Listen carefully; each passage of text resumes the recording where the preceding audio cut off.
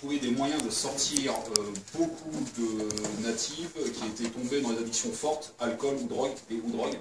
Et il a été mandaté par les États-Unis, par le gouvernement américain, de trouver des solutions. Et parmi tout ce qu'il fait, etc., et dans son milieu, il a eu cette idée-là de fédérer un maximum de gars et de femmes, enfin, il y a pas de hommes, mais de femmes aussi. Donc c'était leur donner une motivation à travers la bécane. Et pourquoi le terme de riders plutôt que bikers? C'est simplement, ça s'applique aussi bien pour un cavalier à cheval qu'à moto. Et donc, comme on disait tout à l'heure, les Amérindiens vivent avec leur temps. Aujourd'hui, c'est rare qu'ils soient encore avec les chevaux, ils ont des 4x4 ou des motos. Et donc, pour motiver les gars là-bas, ils ont fondé ce club-là et pour essayer de sortir un maximum de gars, de leur donner un but, une motivation. Donc, à travers des sorties, des charity runs, des poker runs, plein de choses aux États-Unis. Actuellement, c'est surtout le nord-ouest des États-Unis, enfin des Amériques, US et Canada.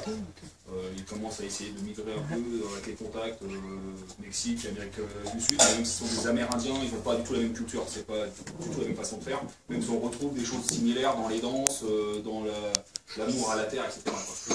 Et notre président France a rencontré Francis il y a 12 ou 13 ans au Mexique, parce que Francis faisait bien un périple Amérique centrale justement pour les contacts.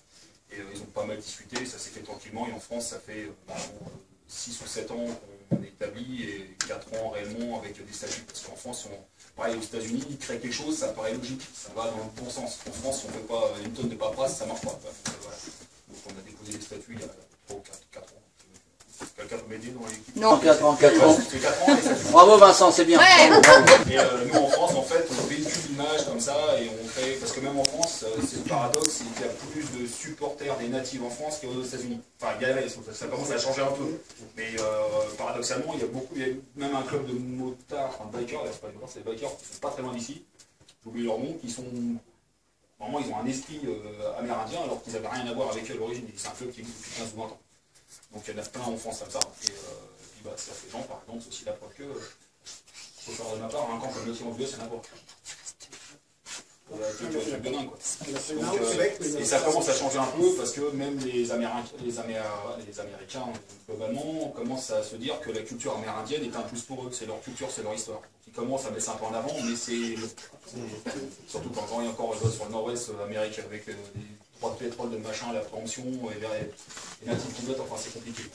Encore beaucoup de enjeux et ils ne veulent pas lâcher. Donc c'est le but des sauvegardes. Et ça c'était de créer quelque chose de positif pour sortir les gars de leur marasme et des addictions. Merci.